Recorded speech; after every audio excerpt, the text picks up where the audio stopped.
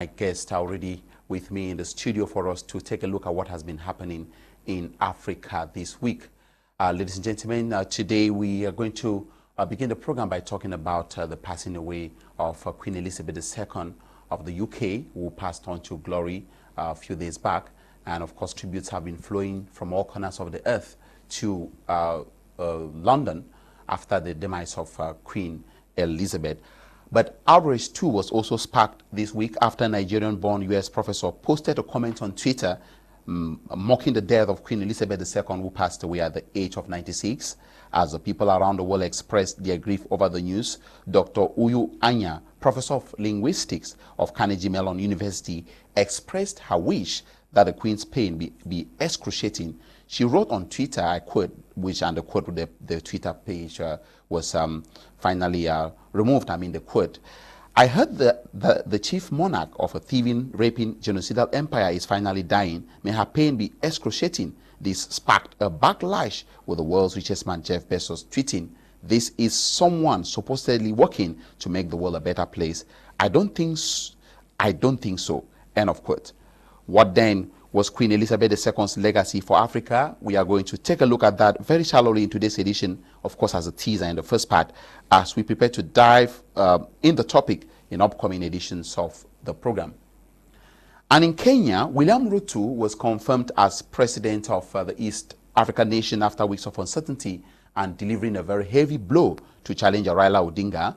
William Ruto, with a childhood that epitomizes the lives of many poor Kenyans, went to primary school barefoot.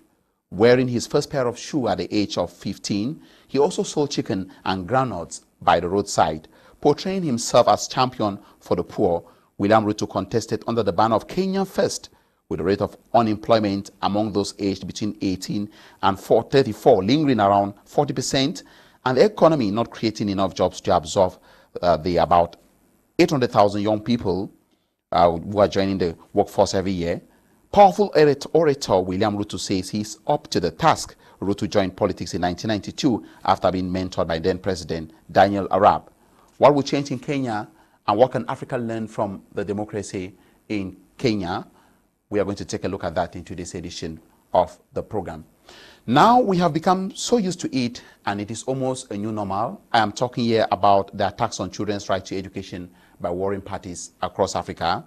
As conflicts continue, children are increasingly having limited or no access to education. Without education, they will grow up without the necessary skills needed to contribute to the development of their communities. Without education, children become easy targets for abuse, exploitation, and recruitment by armed groups. 57 million children, adolescents, and youths are banned from attending schools in West and Central Africa, barred from attending schools in West and Central Africa, representing 24.1% of the 236 million who are out of school worldwide. These are statistics from the Norwegian Refugee Council, the United Nations High Commission for Refugees, and UNICEF.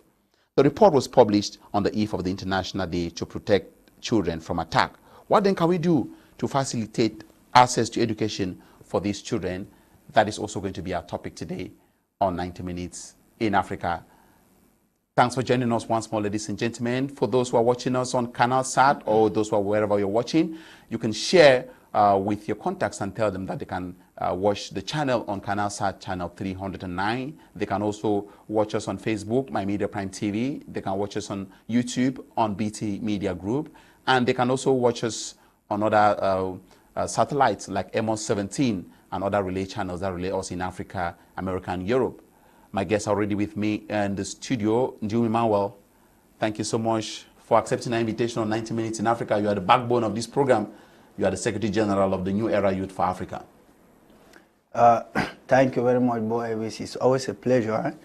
I mean, I've been away for a while, and I am here again to renew my affection, my fidelity to all the fervent viewers of the program 90 Minutes in Africa. I take this opportunity to greet Madame Lumbi Mulambo, who is the matron of the New Era Youth for Africa, Dr. Wesley Angoni Tiku, Brother Achu Kisop, whom they are not back here on the soil. even out of the continent, they have made sure that the love for their continent surpass the love for the material world that they have found in the other side of the world. Indeed, it's always a pleasure to, be on this platform to talk about what concerns Africa. And today, we have brilliant topics that actually need the attention of every African. That is why I'm here today.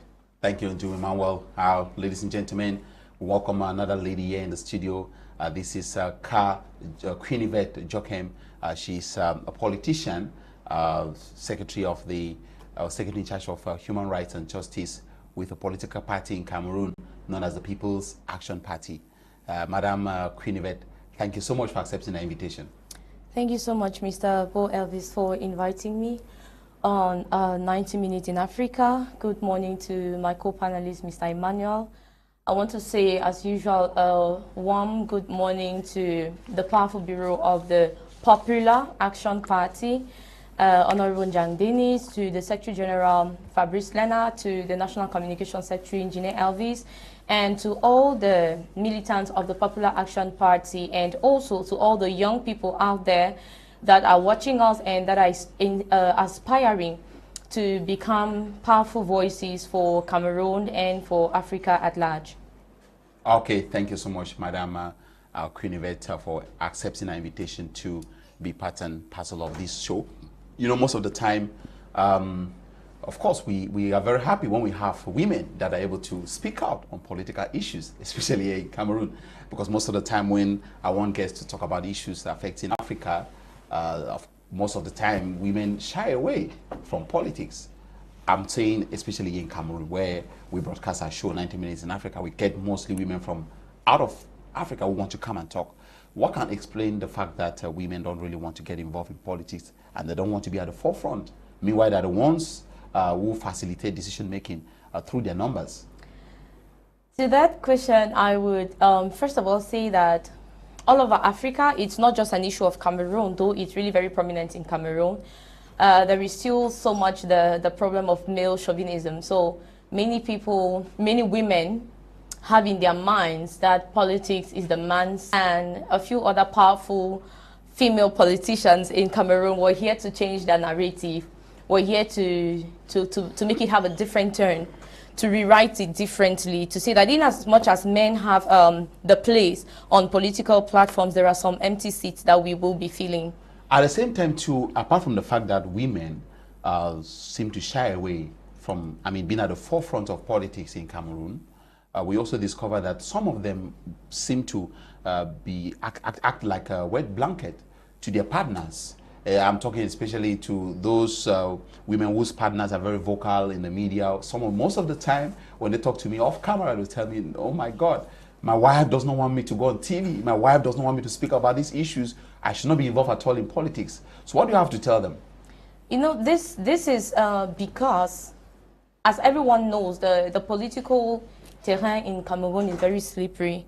It's not the kind of terrain that everyone will just feel so encouraged or motivated to tread on, which gives me every reason to understand why a good number of women will not so much be comfortable about the idea of having their husbands or their men coming up on political platforms to talk about political issues. It's just because politics in Cameroon has been mystified, it's dreaded, it's not the friendly terrain that anyone will want to be on.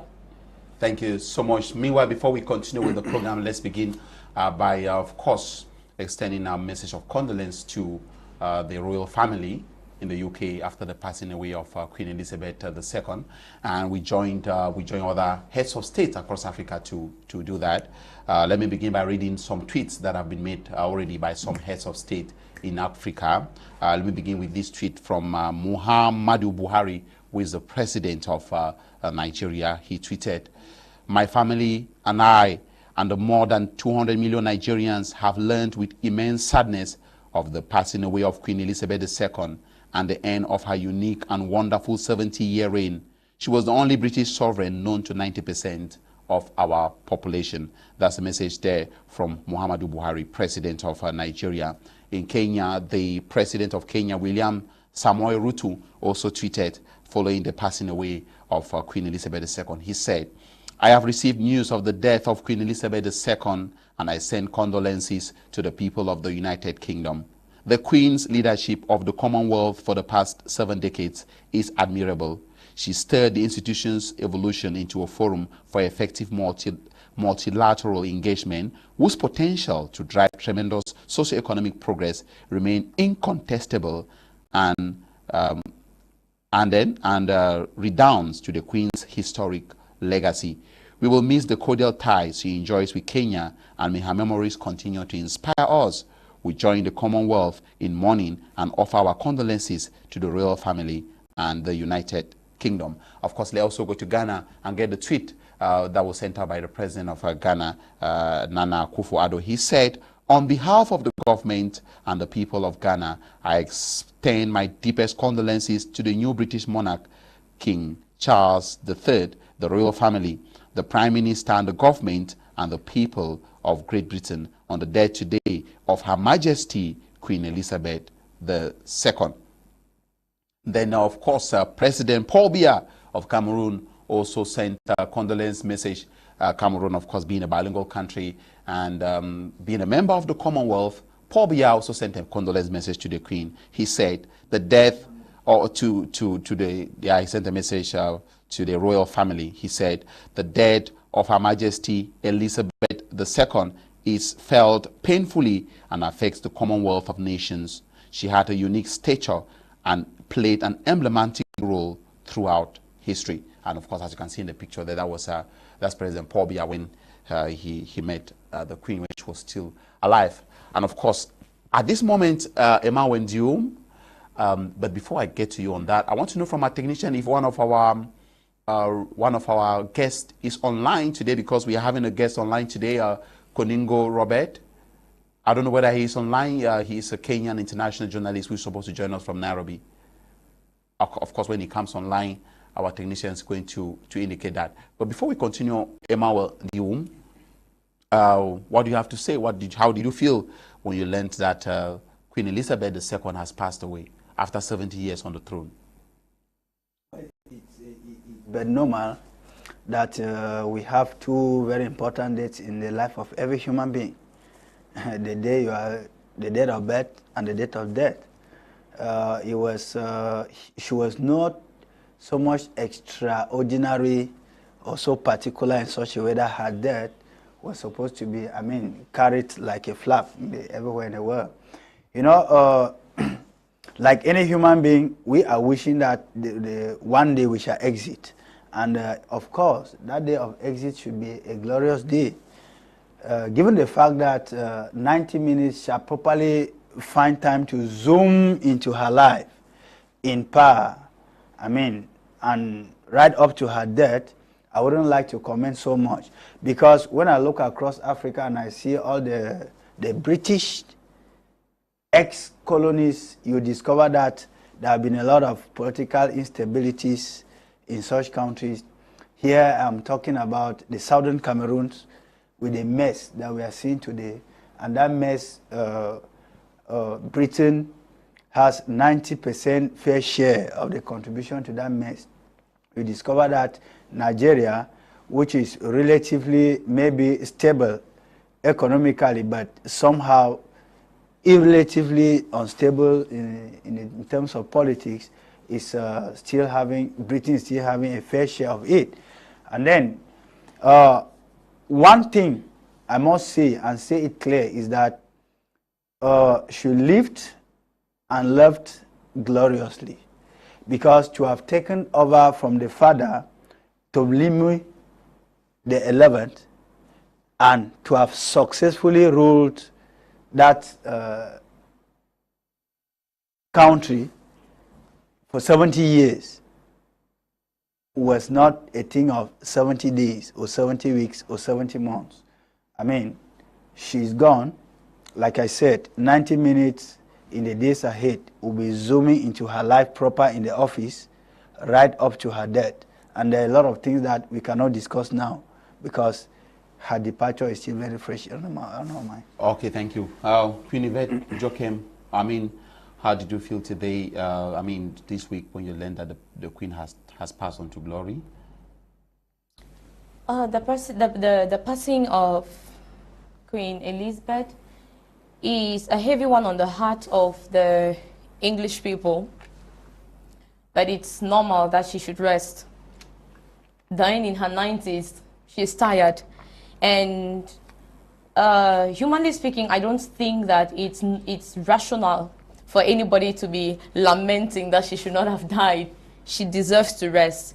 She's done her own part of the work. She's lived her own time. At 90 plus, it's just, I would say, it's just proper that she should rest. And as an individual, I don't feel any pain.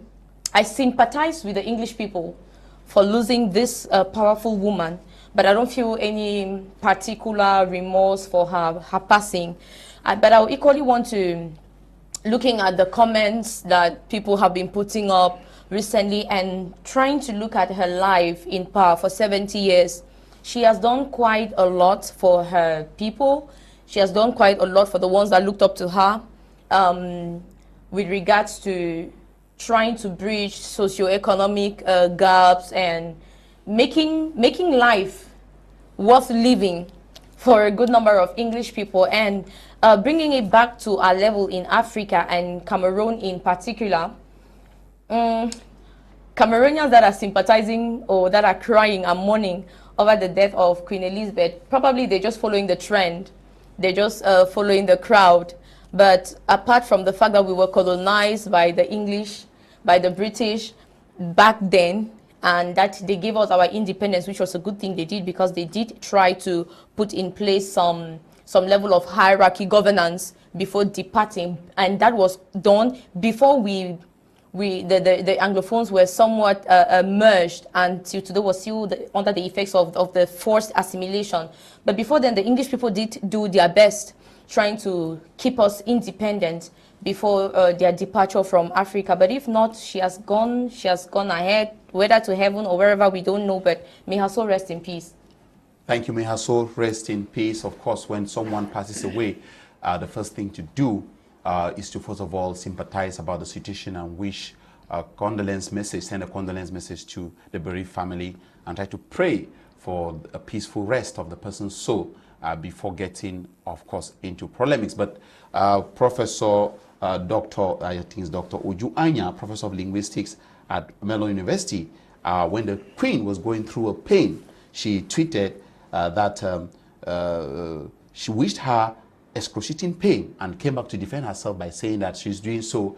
I heard that the chief monarch of a thieving, raping, genocidal empire is finally dying. May her pain be excruciating. And of course, this tweet was later removed from Twitter, and it met with a lot of backlash from across the world. People thought this is probably too harsh, and she came back to defend herself by saying that her entire family, I mean half of her family, was wiped out because of colonialism.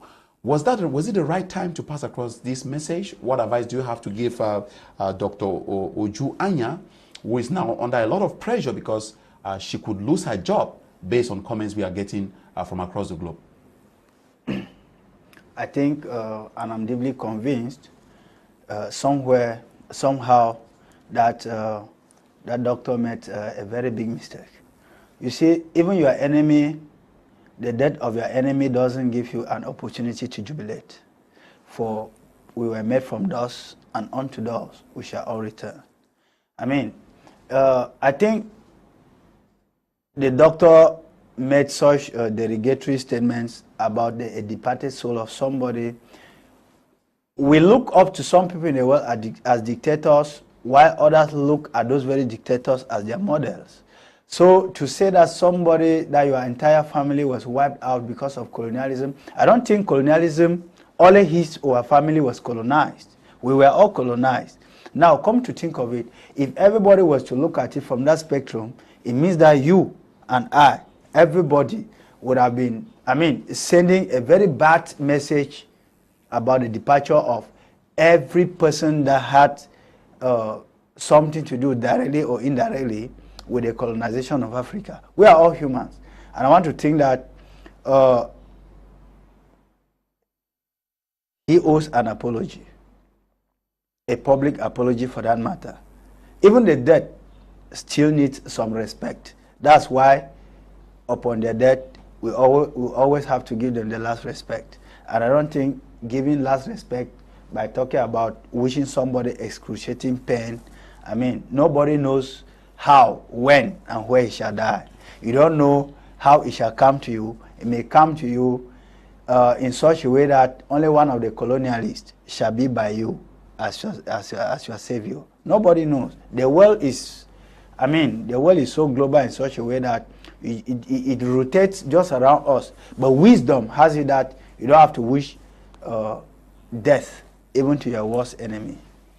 Maybe I get the perspective of Madame Jovet on this. Of course, we understand that she had pain in her heart because of the impact of colonialism in Africa and how it particularly affected her own family. Someone like Dr. Oju Anya, who is a lecturer in a university in the Western world, I mean, is that the kind of behavior we should encourage? Should we support her? Was there a different way to pass across this information without maybe creating the backlash it has created? I will begin by saying that no one can understand the pain of another person better than the person in pain. And Dr. Uju Anya definitely has her reasons why she said what she said. But looking at this tweet which she made from a human perspective, it wasn't the appropriate time. It was not the appropriate, you know, I think she had all the time in the world to make tweets and posts and even videos if she liked, to talk about the monarch, to talk about late Queen Elizabeth, to talk about her family and relatives and all the others that were raped, massacred, or displaced because of colonialism. And this right now was not the most appropriate moment. But you know, we also have to understand people feel hurt and express their hurt differently. There are people that can bear grudges and will express their grudges in very different ways. So I would want to say, in as much as what she said was not correct, people should give her some allowance to understand, to try and understand her reasons for saying what she did. There are many people that till date, and even in the years to come, will still be feeling the effects. Africans, as in particular, will continue feeling the effects of the colonial masters. I'm not giving her credit for what she said, but I'm equally just saying that all the people throwing stones at her for saying whatever she said could try to look at it also from her perspective, from the point from where she stood before making this kind of tweet about the queen that was still in pain as at the time at which she wrote, she made her post. Okay, well, please, you know, I would like to come in somewhere about what she said. Now, I don't think there is any reason whatsoever, you know, to substantiate or try to be closer to any justification of what she did. If we were to look at it in that light, it means that let's come home to Africa and talk about our diabolic leaders. Let's talk about these criminals who are leading us as presidents in Africa. Now, it means that it would have been time for us to all go down on our knees, pray for all of them to perish.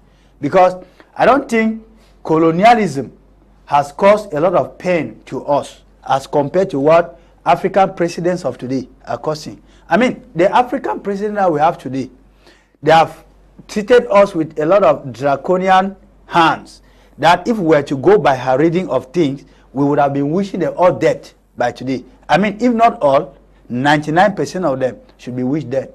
So I don't think what she did, there is no justification. There should be no word of substance closer to justifying what she said. And again, a person of her own caliber should be of moral lesson across the continent, not just in her native country.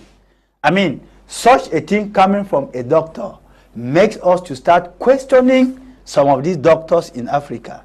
Because at a time when we are supposed to teach, practice, and be models to others, we are the ones coming to tell people that we cannot tame our anger, we cannot tame our suffering in such a way that we can use soft words at a particular time to pass a message to those who are looking up to us as models, I think some of these our doctors are beginning to take the line of the dictators we have in Africa in the name of presidents. And that is why Mr. Emmanuel is forcing words into my mouth, and I would not agree with the fact that maybe the words should be dwindled. I am not justifying the things that the doctor said. I don't know her personally. I don't see any reason why I will be justifying her tweet. I am just here simply saying that whatever anybody says, this individual will definitely have reasons backing whatever they said. It is not in my place to judge whatever were her reasons. And I remember mentioning clearly that this was not the moment for such a tweet to be made. It is not correct for such a tweet to be made at this moment. So I'm just clarifying what he said. I am not justifying. I am not justifying in any way what she said. It's okay. That's not even our topic today. We just want to use the opportunity to say that, of course, being Africanist doesn't really stop us from being human, because at the end of the day, the world is interconnected and interrelated, and we will need each other to be able to succeed. So sometimes there are people who decide to take things to extremes, and at the end of the day, the world is interconnected. Like today, if we are having raw materials in Africa, technology is in the West. So being Pan-Africanist means working together, in harmony, to be able to have a kind of a 50-50 deal from both ends. It doesn't mean being totally radical and at the same time just speaking without any decorum on issues that are supposed to be handled delicately. So we are going to come back to this topic on the legacy of Queen Elizabeth II in Africa. Of course, with the UK having colonized so many countries in the continent. Of course, where we come from, the language that we are speaking to is thanks to Queen Elizabeth II, because if she didn't send her people to colonize us, I don't think I would have been doing this program in English. I would have been doing this program in Bicom, which is my local language. So Queen Elizabeth came, and the fact that they came and colonized us too has had an impact on us in one way or the other. In some English-speaking countries, we hear some people praise the UK that they have brought a kind of a democracy. They are not really involved in their former colonies. Their former colonies are somehow independent. Their democratic values are different from the democratic values we have, for instance, in French-speaking countries. We've also seen a situation whereby in some former colonies, people are complaining that, okay, probably if they never colonized the English-speaking part of Cameroon, probably we wouldn't have been where we are today. And what are they doing as in terms of being at the forefront to ensure or to facilitate the resolution of what is going on by working in collaboration with the concerned parties for a peaceful resolution of what is going on, for example, in the English-speaking part of Cameroon and other areas. So those are some of the things we'll be taking a look at. And of course, many people have accused the UK and the Queen of amassing wealth from Africa and so on and so forth, even though those who defend her say that she was just and she's just a figurehead. Those are some of the issues we're going to be taking a look at subsequently on this topic, Queen Elizabeth II's legacy in Africa. Emmanuel, I don't know whether I wanted to say something else so that before I move to talk about Ruto. Okay. Ruto. Thank you. And of course, we talk about Ruto from a chicken seller to president of Kenya. This is something I decided to take because, as you know, Ndiwum, we find ourselves in Africa, and most of the time, many people think that for you to succeed, you must be the son of or the daughter of. But here we find someone who wore the first pair of shoes at the age of 15. Becoming president of Kenya. Unfortunately, we are trying to join our consultant and our international editor from Kenya, Robert Coningo. We are having difficulties joining him, not from our end, but from his end.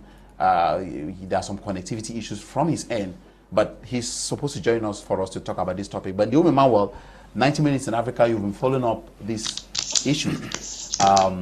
Ruto. Yes, of Ruto, William Ruto, elected president of Kenya.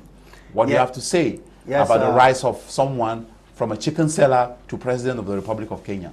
I am sure that I was the privileged first panelist to have been invited to talk about how the follow-up to the election in Kenya went on, right up to the date of the elections.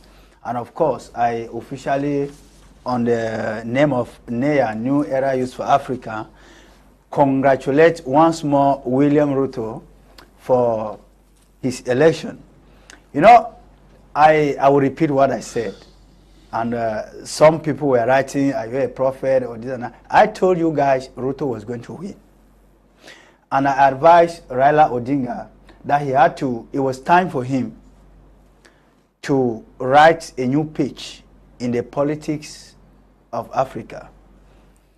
You know, like I said, we have seen great people in Africa who have risen and have gone back like rats simply because they did not apply wisdom on their political activities. And I'm happy. I also congratulate Raila Odinga for accepting defeat and for taking the verdict of the courts as the final word. It is not every time we got to resist. And of course, it is time for him to take the advice we gave him here on 90 Minutes in Africa, that if he had any manifesto that could take Kenya miles ahead, it is time for him to hand it over to that young man. Work hand in glove. Why not be an advisor to Ruto so that the country could go forward? I mean, looking from what has happened in Kenya, we want to think that democracy, which have often replaced the C with a Z to mean democracy in Africa, I want to think that Kenya is speaking to the whole of Africa and speaking to Cameroon in particular. Now, coming back to somebody who rose up from a chicken seller, I want to tell you that it is not very common to be a chicken seller. Those who think that being a chicken seller is just being low down there, they're perceiving it very wrongly. I will tell you that great men in history never came from high or sounding backgrounds. I want to talk about the life of Abraham Lincoln. Abraham Lincoln, whom at times was always described as an uncircumcised baboon in his early age because he was not physically a handsome man. He came from a background that had no records. Thomas Hanks and Nancy Hanks, who were the parents of Abraham Lincoln, could not even trace the areas of their birth. I mean, these are people who lived in a carabout house. He went on, he failed elections in America 19 times, and he called it a slippery. And you would understand and bear with me that his educational background was just merely elementary. He rose up and he won the first Nobel Prize award in the world as the best president. We have people like Hitler, who many people would not actually like to take him as an icon because of where the direction he took the world into. We have people like Abubakar Tafawa Balewa, the first prime minister of Nigeria. They never came from sound backgrounds. We have, of course, the famous Martin Luther King Jr. He never came from a sound background. Why not quote our own national heroes like Ni John Fundi, who was, some people put it, and I put it in quotes, a common bookseller. And Paul Biya was the son of a catechist. A son of a catechist, and that catechist was a pineapple farmer who came from the south of Cameroon. Indeed, we should know that there is one thing in life. The key word and the key message I'm leaving here today is that all these people I've been naming, we have the famous Samori Toure, who was a hunter. And of course, he rose to limelight because of the content of what was in their head and the ability to use it practically to change the tides in the world. Now, it is but normal that people should know that rising to the limelight because of the son of, the daughter of, does not give you that credibility to be called a hero. It is artificial credibility because people call it out of fear or people call it out of something to be gained. Now, it is very simple. When hard work and opportunity meets together, they give birth to success. And I quote a common writer, Marceline B., who made it so clear. We need to be celebrating people like Ruto, who took their low roots to become what they are today.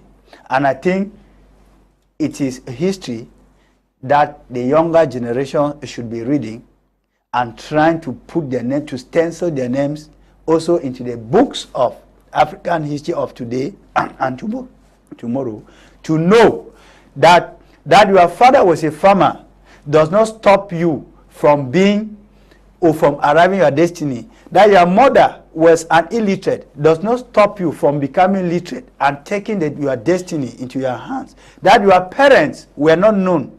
Today, I am called Ndiwum, and I love the name because that's my father's name. My father was not known in the country. But today, I did not limit myself because my father was not known. That your entire family is not known to anybody should not be an impediment.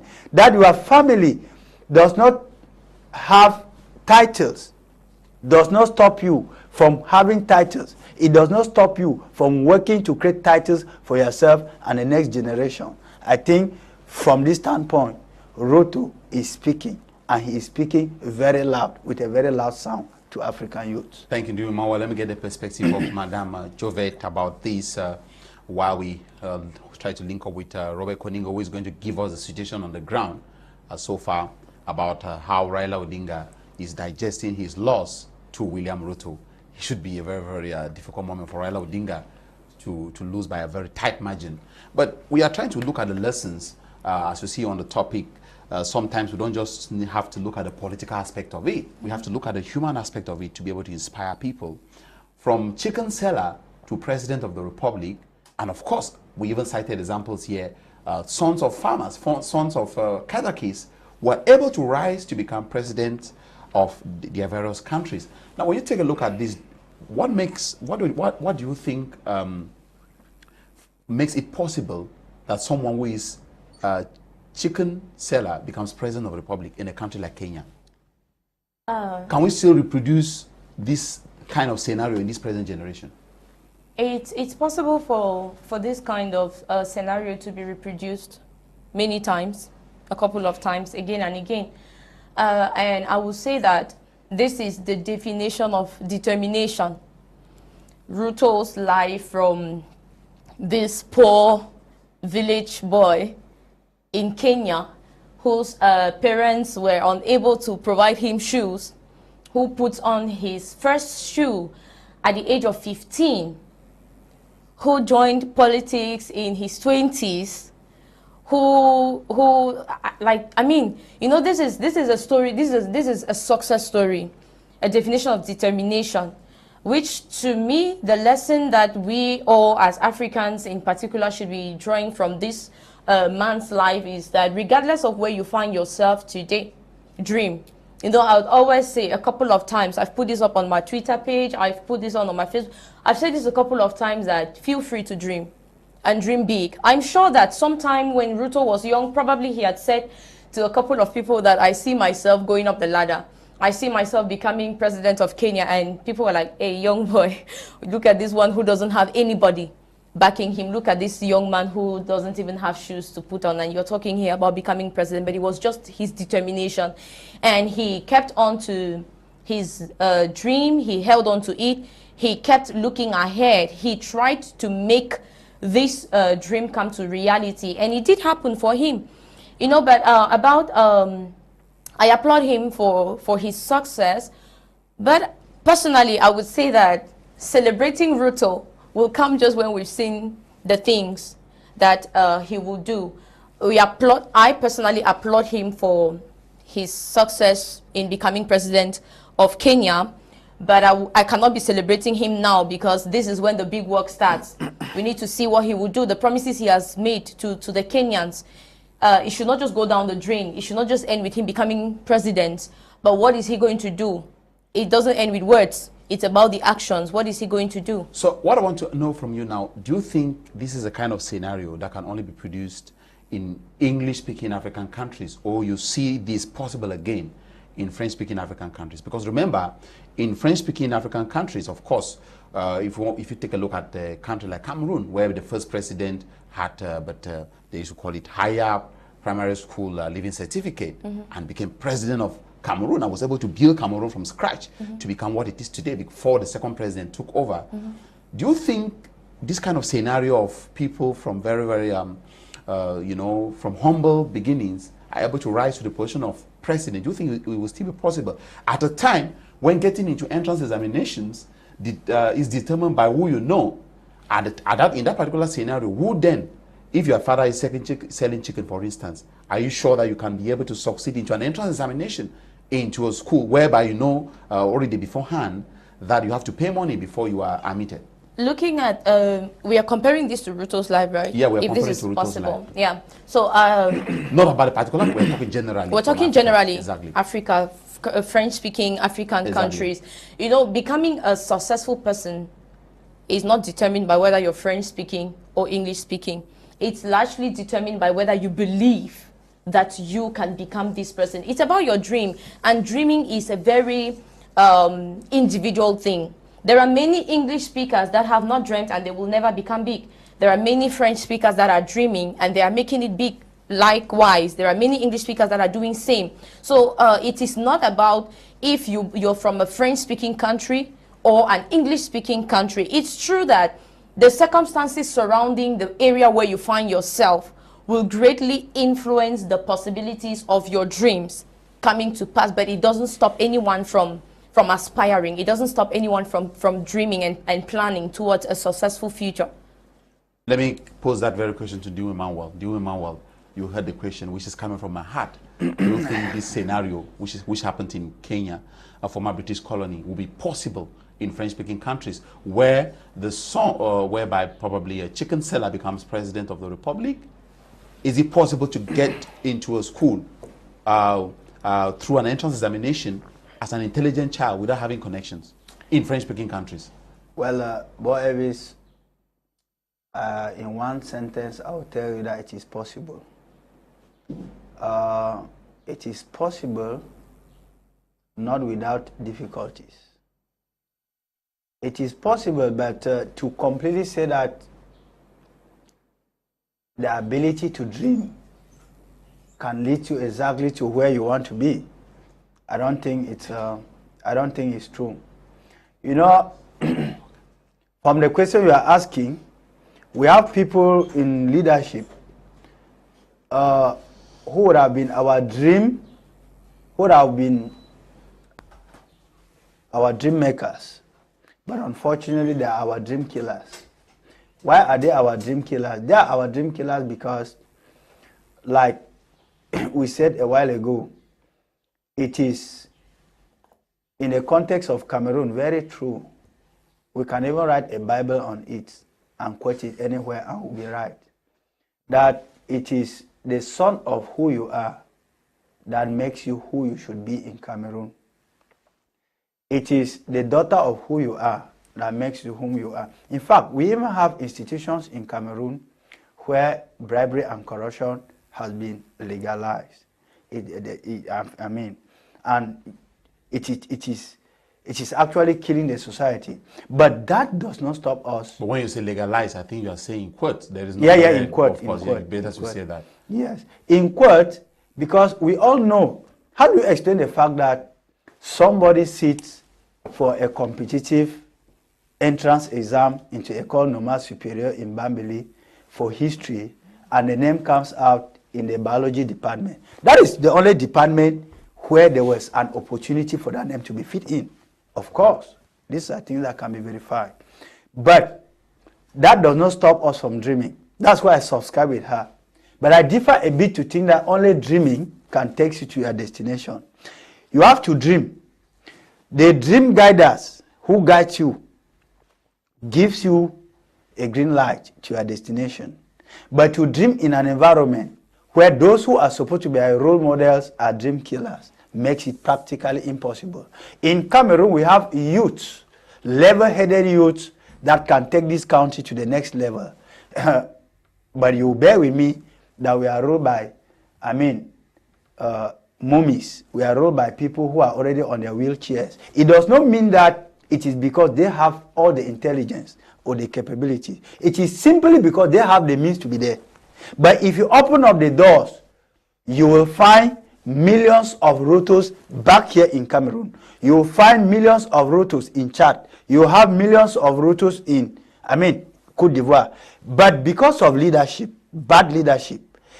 It has given us the impression that if you are not from the family of we have the story of people in Cameroon who have been in the at the helm of leadership for 40 years or 30 years counting. Each year, they give in at least 10 names from their families to different concours in the country. And that is not based on meritocracy, but it is based on who knows who. So I think we should underline the fact that we have many Rutos in Africa, but there is no shooting point for them to germinate from that seed to show the Ruto that is in them, because they have been blocked by the sandy soil. That gives them the impression that if you don't have that fertilizer, which is where you come from and whose son you are, you cannot be a Ruto. Thank you, Ndiwum Emmanuel. I know Quinivet wants to come in, but let us try to hook up with our consultant international journalist from Kenya, Nairobi, Robert Coningo. Hello, Robert Coningo. Can you get us? Hello, Robert Coningo. Unfortunately, we cannot get Robert. Hello, Elvis. Okay, Robert Coningo, thank you so much for joining us. I want to tell our viewers that Robert Coningo is an international journalist based in Kenya. He worked with The Nation newspaper. He worked with K24 TV, which is a popular television channel there in Kenya. He's a former journalist of Euronews and former communication officer of the African Union, who also worked for the Institute for Peace and Security Studies. Now a CEO of live streaming Kenya. Robert Coningo is joining us via Skype there from Kenya. Robert, how is Nairobi today? Happy to reconnect with you after our good moments in Congo. Absolutely, Elvis. Thank you very much, Elvis. Nairobi is very calm, sunny and hot. Okay. Though there are some parts that are experiencing rainfall, but that's just God's blessings. Okay, thank you. Just to inform you, Robert, that you have as co-panelists in the studio here, you have Quinivet-Politician, and we have Ndiwum Emmanuel. Quinivet is the National Secretary of in charge of Justice and Human Rights with the Popular Action Party in Cameroon, and Ndiwum Emmanuel is the Secretary General of the New Era Youth for Africa, which is a civil society organization. But I begin by knowing from you, Robert Coningo, the situation on ground in Kenya. Can we say peace has returned to Kenya? Can we say, of course, there were no clashes, but the atmosphere was charged in Kenya. What is the situation on ground in Kenya right now, after the victory of the confirmation of Ruto's victory? Thank you very much, Elvis. That's a very good question, and a pleasure to meet your co-panelists.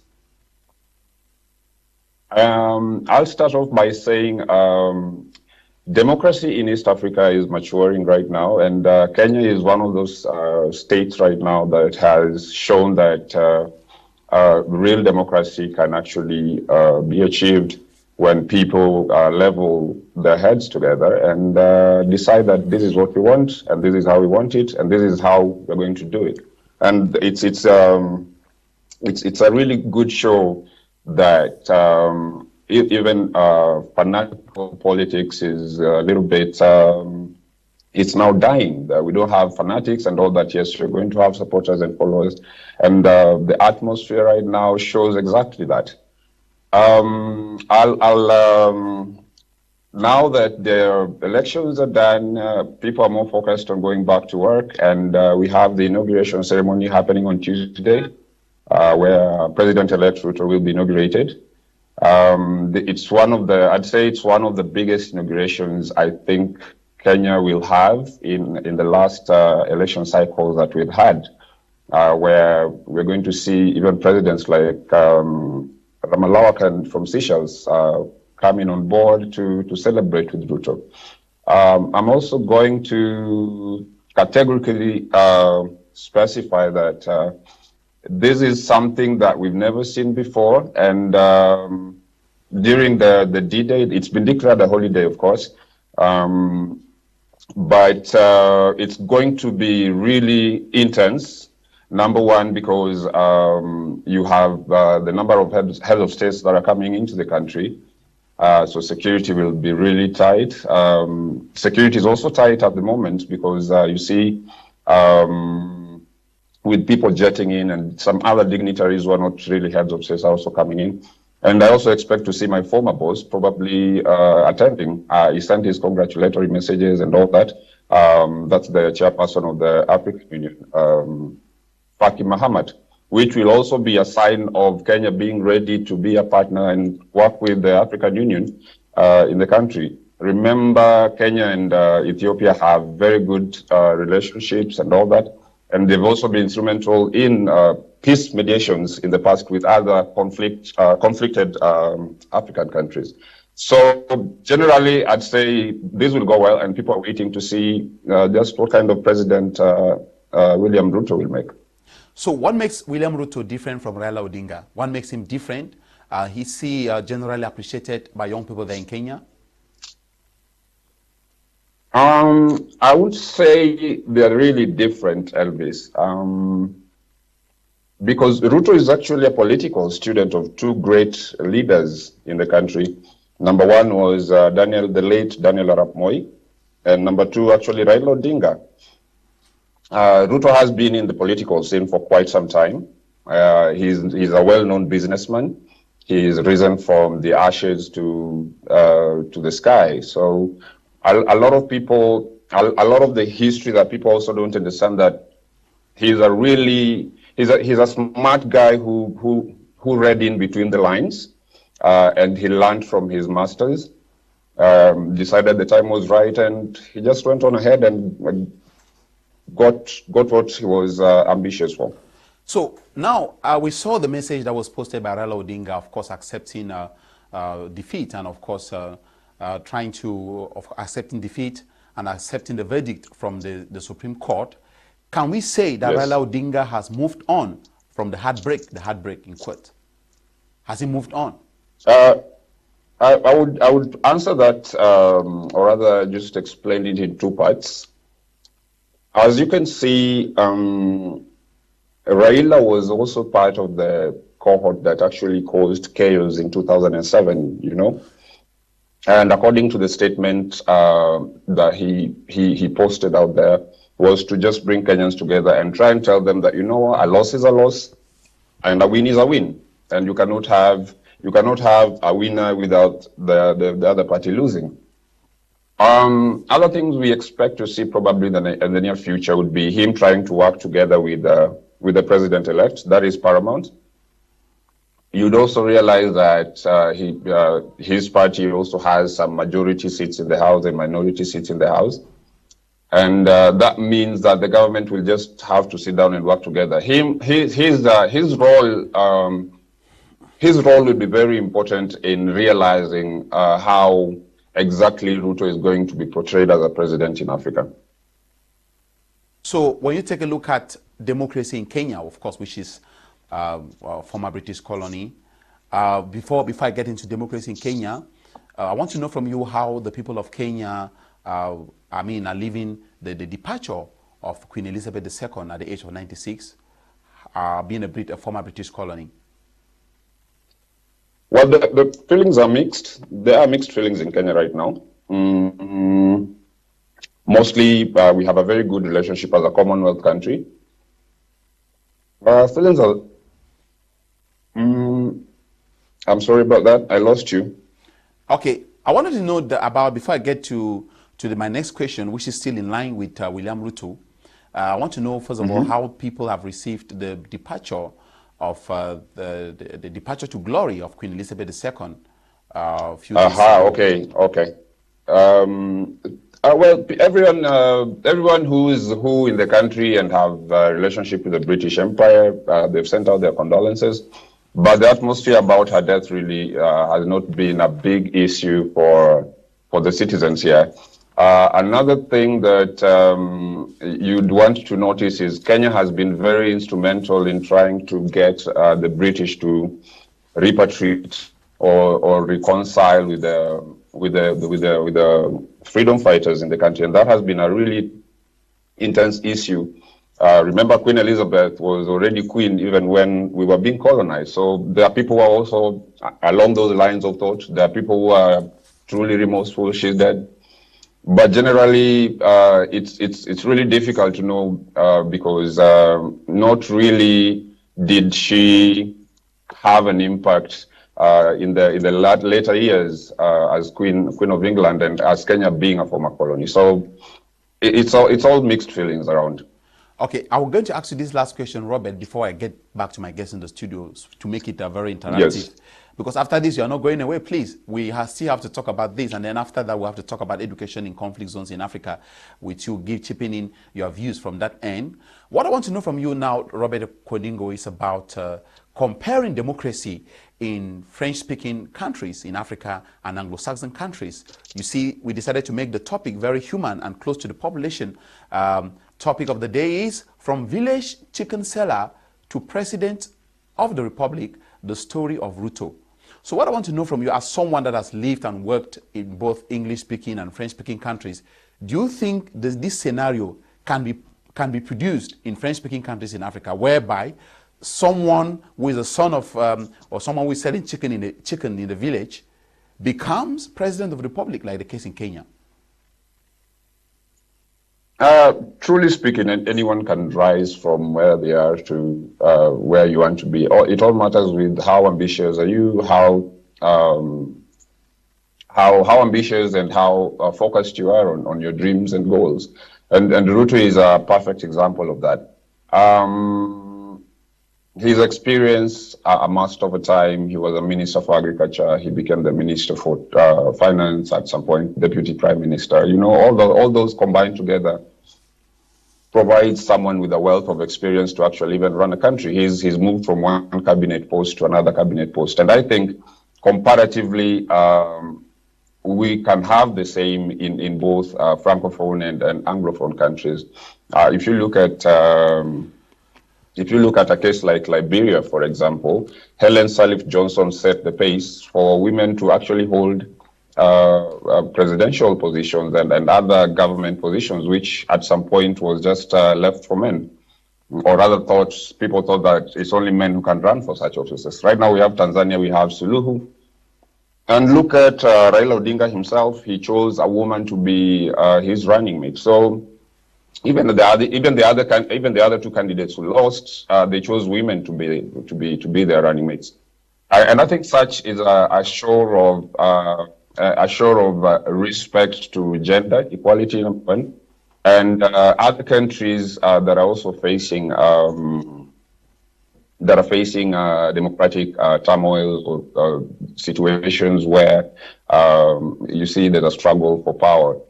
This is a lesson for them to learn. It will also be a great thing if you look what's happening in Ethiopia, Somalia, and all that. They can learn a great deal from it. So, to you, before we come to the studio, this is the last question before we come to the other guests and get back to you later. To you, what is the key difference in democracy between what is practiced in English-speaking countries in Africa compared to what is practiced in French-speaking countries in Africa?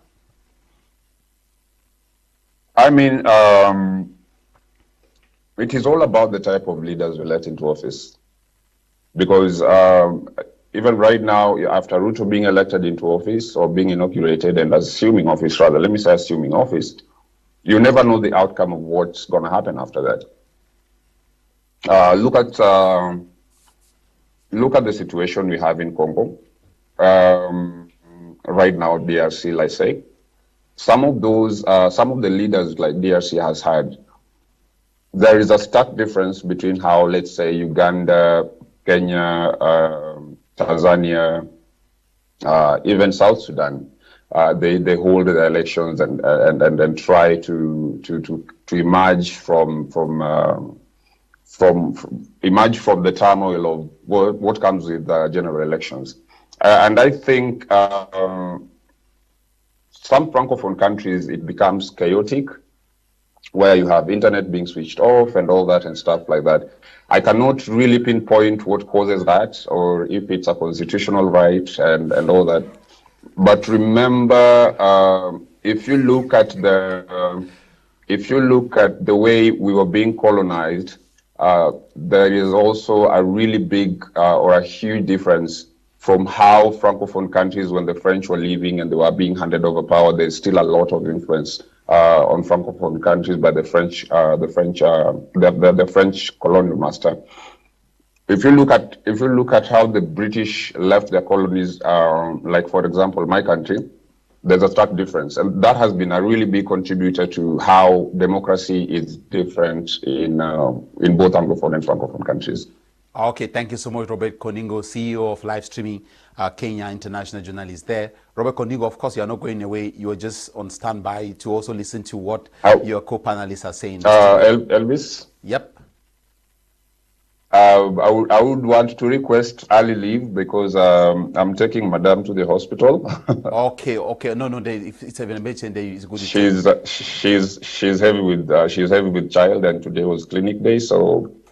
No worries. Okay, no worries. You can take Madam to the hospital. Wish her a quick recovery, Robert. I want to thank you so much for taking time out of your very busy schedule, especially at this critical moment to join us on the show. And we hope to have you again and again on 90 Minutes in Africa. Thank you so much, Robert Coningo.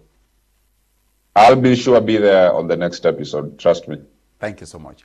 Okay, Quinivet, you heard from the ground, the situation on the ground in Kenya. Robert Coningo giving us first-hand information about what is happening in Kenya. But now, he said something about the difference between democracy in French-speaking countries and English-speaking countries. And from what he said, it suggests that from his observation, there seem to be the kind of dictatorial tendencies in French-speaking countries. How can we explain that? I will quickly link what you're saying to what my co-panelist, Mr. Emmanuel, said earlier, which I wasn't very okay with. Every success story starts with a dream. Every Cameroonian, I want to narrow this down to Cameroonians in particular. Cameroonians should dream and dream big.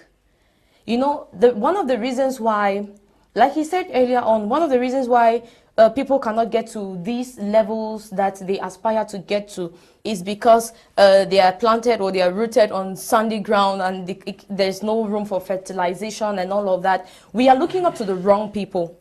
That is the reason why people dream, but they cannot get themselves connected with the right resources to make sure that their dreams become reality. We don't have to look up to the wrong people. If I know, for example, that this person these persons who are dictators that we have in Cameroon and as well as in other African French-speaking countries in particular, I don't see any reason why I'll be looking up to such a person for my dreams to become a reality. It is a fact. What our co-panelist said, yes, what he said, what Robert said, is true that French-speaking African countries have shown great proof of dictatorship. We say that we are living in a democracy, but that is not actually the case, because you look at presidents that come to power and then they choose to rearrange the constitution to suit their selfish interests. This is dictatorship, this is dictatorial, and it is just not patriotic. We live in an era, we live in a country, I want us to really narrow it down to Cameroon. We live in a country where we say there is freedom of expression and all, but there isn't. There truly is not, because when you're on a panel like this or in the streets, you need to be very mindful of openly declaring, for example, your political stance, for fear that if it sounds anti-regime, you're going to find yourself in problem. That's a trace of dictatorship. We live in a country where, in a continent even, where we have presidents that took over and started from grassroots, like Ruto did. But when they got into power, they forget about the fact that they came from somewhere. They need to look after the people that could find themselves in the same situations like where they were. They just want to think about themselves. They want to think about their family members that they are putting into concourse and all. It's all about the leaders, their power, their families, themselves. That is dictatorship. Okay, are you also not appreciative of the kind of discourse that we have, for example, a show like this one where we talk about Africa, we talk about issues, and we don't receive pressure from anyone? Of course, we haven't yet, never. Or, I mean, you also find some kind of media. If you want to watch television channels on Sunday, for example, in Cameroon, I'm not like trying to defend anyone, but I'm just trying to say that compared to other countries too, for example, like in Congo, You wouldn't even watch those kind of debates on TV. If you watch television channels, see people speak out, people criticize the president of the Republic. Dictatorship is at levels, and I am glad that you said we have not yet. The fact that you're able to say that we have not yet had restraints, it's because you know at the back of your mind that there is a possibility that we might have. That is why you're using the word yet. If you were fully certain of the fact that it is not a possibility, you will not be talking about a yet. And dictatorship is at different levels. There are countries, truth be told, there are countries that are in more suffocating conditions than we are in Cameroon. And yes, I am appreciative of the fact that we have such panels where we can make the populations understand that regardless of where they find themselves today, they can dream. And while dreaming, they should not be shortened by the thought that the people that are already in power will suffocate them, they will not give them possibilities to grow. They should not look up to the people that will not give them these possibilities. There are many people in Cameroon that will give possibilities for others to grow. There are many people in Cameroon that even if they don't have the possibilities, you know what we call a hub. People can learn to build a hub where they believe in themselves and they push themselves to the top. There are many people that have gotten to the top in other African countries that were not helped by their dictatorial leaders, but they did get to the top. How did they do it? You don't condemn yourself because you're not rooted in a fertile ground and you don't grow. We have to dream. Thank you. We're going to sign out of that topic and get to the next topic to finish. And of course, since we are looking at it from various perspectives, we are always going to put the dictatorial in quote, so that it will not be as if it is an authorized or legalized form of government. Yeah, it's in quotes, most definitely. It's debatable. Ndiwum Emmanuel, I want you to land on this topic, talking about rising from a chicken seller to become president of the Republic. I'm very so much interested about this, you know. So can we now say that, okay, for example, in French-speaking countries, we already know, as you said, that probably in most entrance examinations, people must always intervene left and right to position their children. Can we say probably it would be a good idea to maybe keep 10 positions for dreamers who don't have someone to hold your hand, so that we can have a situation whereby the son of maybe a pauper who is intelligent can have the possibility to also access positions of leadership? BOH Elvis, we should give meritocracy to whoever merits. That's the bottom line. Let the playing ground be leveled for everybody. I know of the sons and daughters of some people in Cameroon who have graduated in Nsah who have never sat on the bench in the classes of Nsah, simply because their parents are demigods in Cameroon. I have always tried to say that the kind of education I want African population or citizens to inculcate at this particular point in time should be the education that has to do with accountability. When the citizens are able and know what to do to bring the leaders to account, the leaders will not falter. Unfortunately, we are caught in a web where the population has given the green card for those who call themselves our leaders to do whatsoever they want to do because of what we call stomach politics. You know, I like the way my sister speaks. She can even be quantified or qualified as one of the best public speakers I've met of recent. I don't want to challenge her. It's obvious that it's been long I've come across a young girl who sounds so optimistic. Madam, I take this opportunity to congratulate you. But I want to tell you one thing. What kills Africa is wrong politics, especially Cameroon. You can dream and dream so well, but just to get up and discover that you were just still dreaming. Why do I say so? For 40 years in Cameroon, we have been dreaming. We have had politicians who have been dreaming in their beds. They have dreamed until they get up to discover that they were sleeping actually in the bed of those who are managing the regime. Do you know what I mean? They dream and they get tired in that dream and they have to start dreaming to live with the regime. So what do you suggest? People should stop aspiring? No, that's not what I'm saying. That's not what I'm saying. No, because I don't understand when you I want to say that when we are dreaming, we should dream thinking of a possibility to transfer and translate that dream into a reality. You're coming back to my point. Look up to the right people with your dreams. Who are those? Who are the right people? No, because from the way you sounded, it seemed like there is no room for dreaming. Because no, there is. That's why I started by appreciating you. That is good to dream. It's good to dream. But as we are dreaming, let us dream different. Those who have been dreaming and failing for 40 years, some have been dreaming and at the same time trying to babysit and accompany those who have been killing the dreams. And that is why at the end of the day, the dreams end at the dreaming level. So I will appreciate you so that in the time to come, we try to make these dreams a reality by not falling into the same pit and the same wrong tracks that those who had dreamed before us ended up accompanying the dream killers, and finally the dreams are not there. So it's actually, you know, of course it's not about Cameroon. No, it's not about Cameroon. So I am talking about Africa because Ruto, between 2013 to this time, he was dreaming, and you discover that if he had gone the Cameroonian way, he would have been where he is today.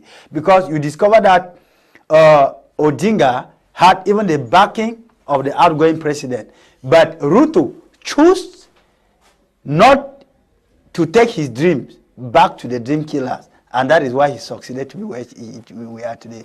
Now, since we have always said that the youth, as of now, needs to take the mantle of leadership. Okay. I want to think that we need to dream different, we need to think different, and we need to take different approaches. Thank you. Time for us to transition to our next topic. I know Quinivet still wanted to remain on this topic so that we can at least have 15 minutes to complete this next topic.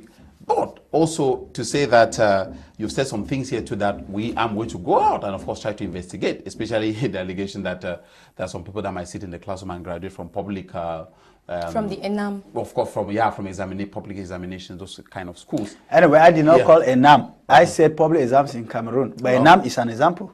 No worries, of course, that's something that we cannot independently confirm here, that people are going to graduate without sitting in class.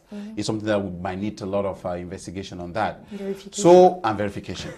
Meanwhile, ladies and gentlemen, time for us now to transition to the last topic. But before we do that, we have to recognize some of our viewers. Greetings to you, Mark Amos Andy, who says greetings to everyone, and especially my friend Mr. Ndiwum.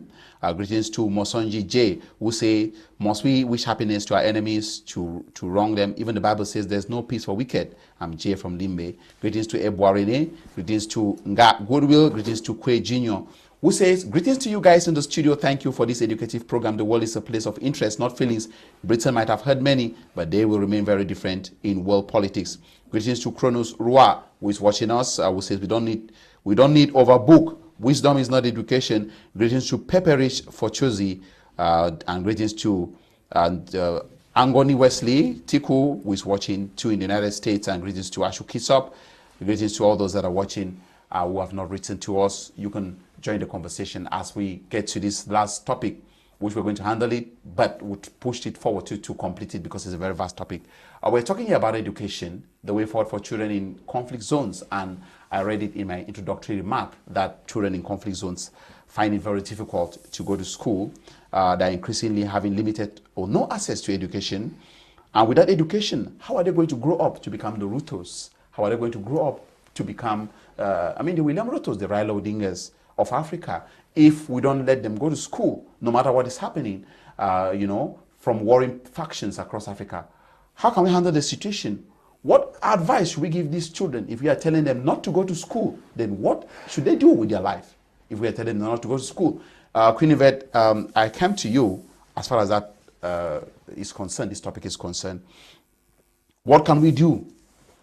What if we are telling children not to go to school, or some people somewhere are telling children not to go to school because of war? What should they do?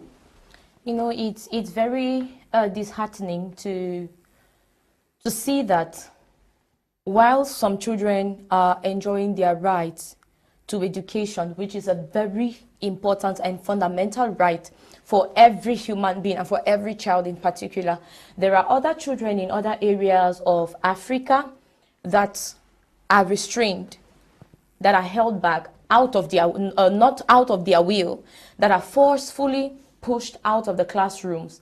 It's really painful because we always recite this common saying that the youths of today are the leaders of tomorrow. But how do we want these kids to become leaders when they do not have the opportunities to sit in classrooms and learn? And sometimes I begin to ask myself, is it like some other children are more, if I should say, Cameroonian than others, because it's also Cameroon is one of those African countries that is facing that situation now.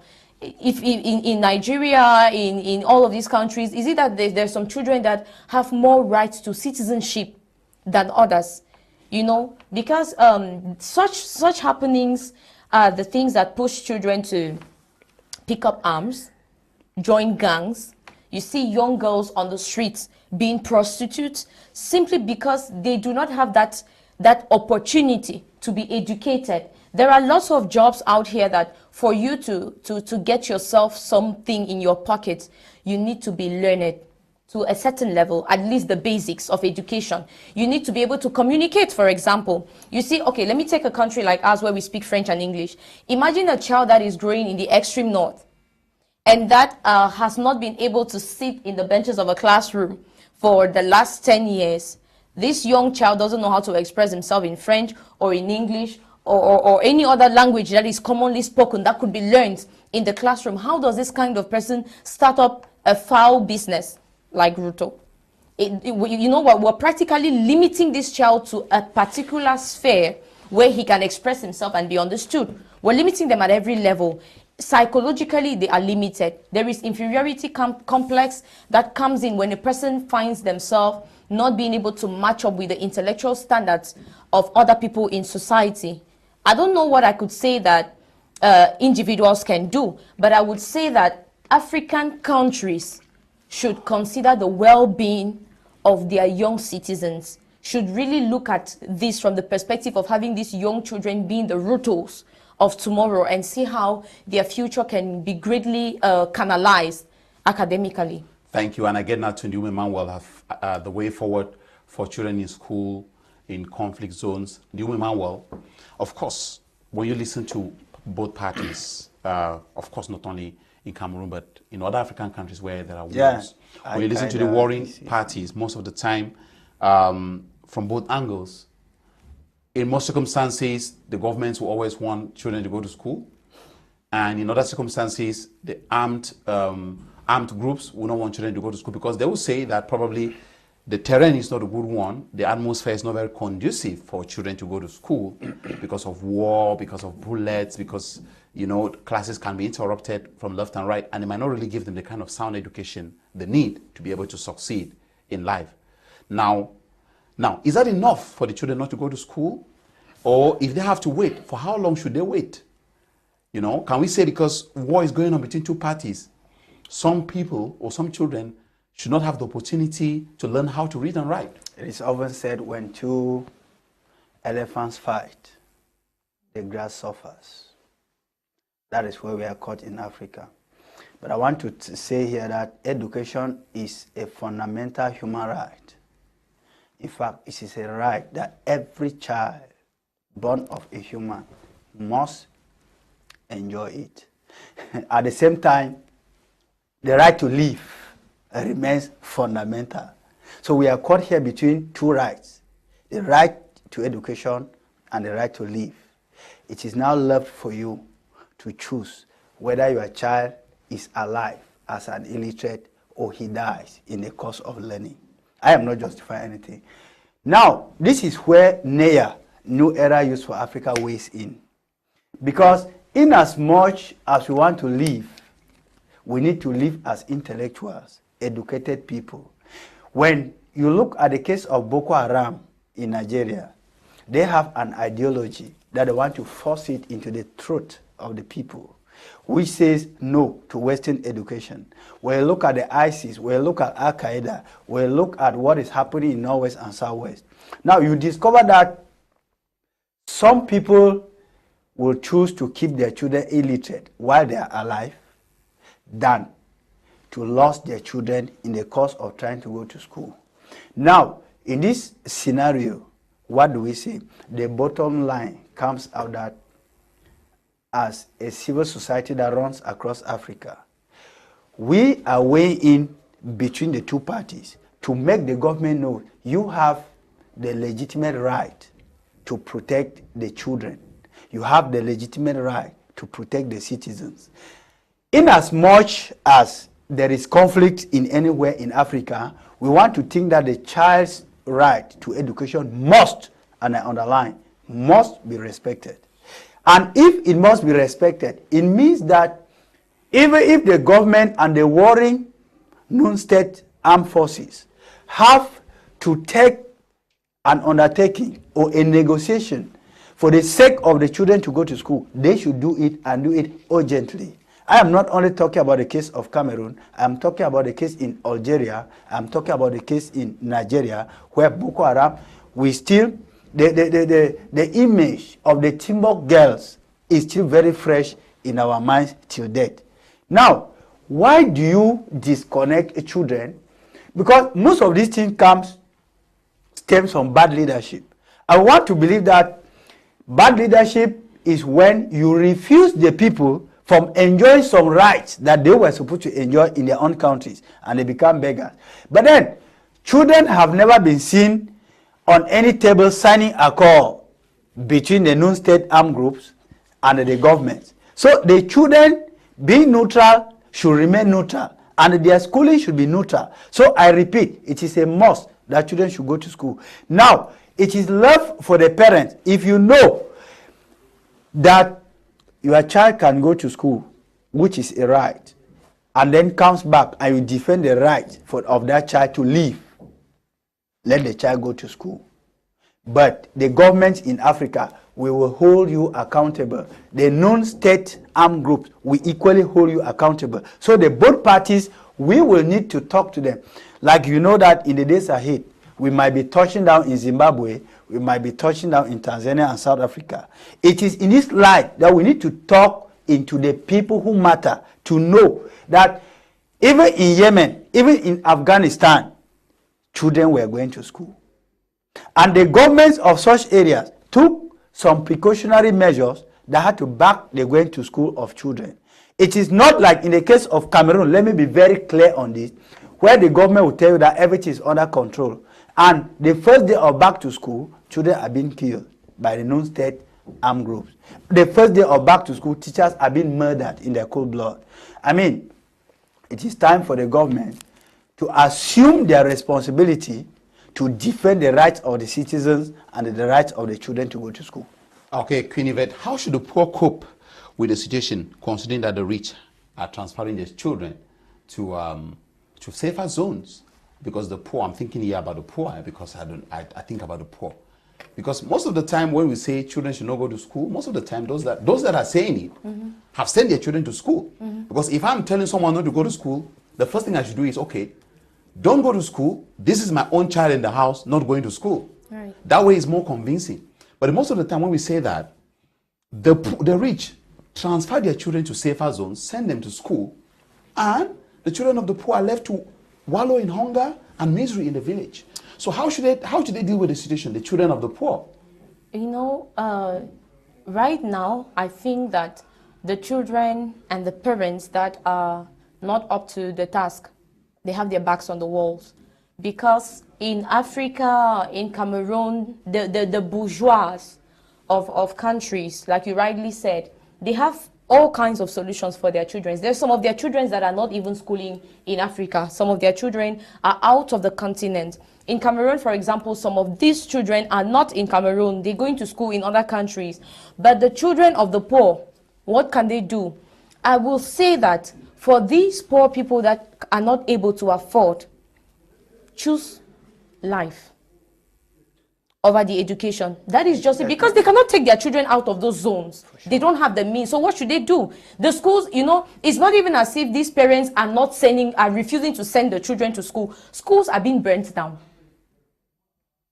Teachers like we have, well, I should not get into that, but from at the extreme north, for example, at the extreme north, there's rumors or news that Madame Nalowa has taken away teachers from the northern part of the country. We are not going to talk we're about not, we're not going to talk about that. So. Yeah, so, but you know, when looking at that, a situation like that could be true.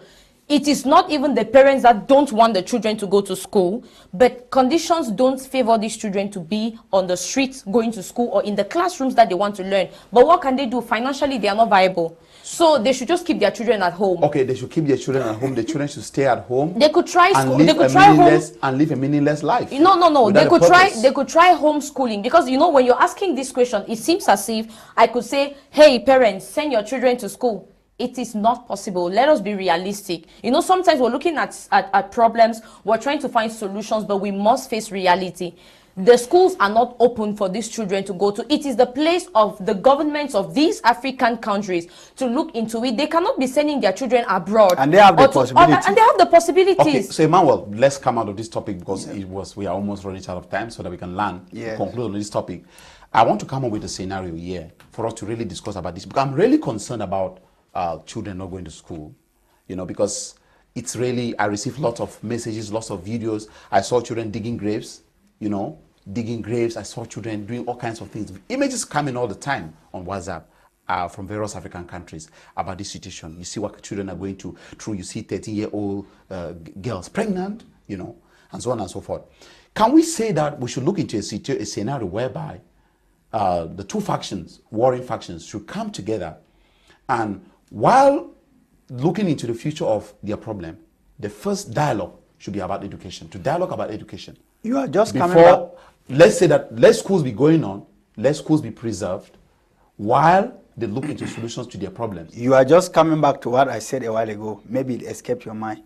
I said, and I repeat, if it means the warring factions can reach a memorandum of understanding that guarantees the children to go to school. We are not refusing that you should fight. If you are fighting for independence, it is equally a right to be an independent person. If you are fighting to separate because you want a better life, it's equally a right. But upon separation, make sure that it doesn't touch the very core of our children's right, which is the very reason for the fighting. The very reason for the fighting. Because look, BOH Elvis, just 1 minute. You cannot be fighting because you want a better life for people, yet you use the most crude methods to intimidate the same people you want to liberate. Okay? It means that if these people are finally handed over to you, they are finished. Convince me to buy your ideology. Don't kill me to buy your ideology. Because if you kill me to buy your ideology and I die, you will live with your ideology alone. Let's look for better methods to fight our wars when we don't bring in our children into our wars. It is just like if you have a problem with your neighbor, you don't say good morning to your neighbor. Don't stop your child from saying good morning to the neighbor. Okay? It's like that. Now, before I give you the microphone, because time has ended, I want to say that it has been a thrilling debate. But my last word, we need to dream. Take the scenario of somebody who dreams of opening a poultry farm, a banana plantation, opening an industry, just to get up and discover that after all of this, you realize them, but there was no way for you to ever transport these products to the desired destination because we had no routes, we had no electricity, we had no manpower. So at this time, we want to think that I round it up with the governments of Africa. We will keep holding them accountable because they have decided to be our dream killers, and time has come for us to push them to the wall until they accompany us to meet up with our dreams. Thank you. You see, we have run short of time. Quinivet, your last word on this. My last word to all Africans and all Cameroonians is that believe in what you believe in, and look up to the right people to accompany you with your dreams. And for all those parents that are having their children and they don't know what to do, keep them alive. Thank you so much, Quinivet. Thank you so much for coming. Thank you, Ndiwum, Emmanuel. We're really concerned. I think we're going to come with this topic again, the way forward for children in conflict zones. We are really concerned about education for children because no matter what happens, people must at least know how to live and write, to read and write, because knowing how to read and write, you cannot live a life without knowing what the future holds if you don't know how to read and write at least. So I think we're going to come back to this topic. And if you feel like you can contribute to this topic, write to me on WhatsApp so that we can bring you on panel, either via Skype or live in the studio, so that we can talk about this issue, the way forward for children. What should they be doing as X are closing schools belonging to Y closing schools belonging to X? What should the children do with this kind of scenario? Thank you so much, ladies and gentlemen. On that note, we draw the curtains for 90 Minutes in Africa. Ndiwum Emmanuel, the Secretary General of the New Era Youth for Africa, was my guest.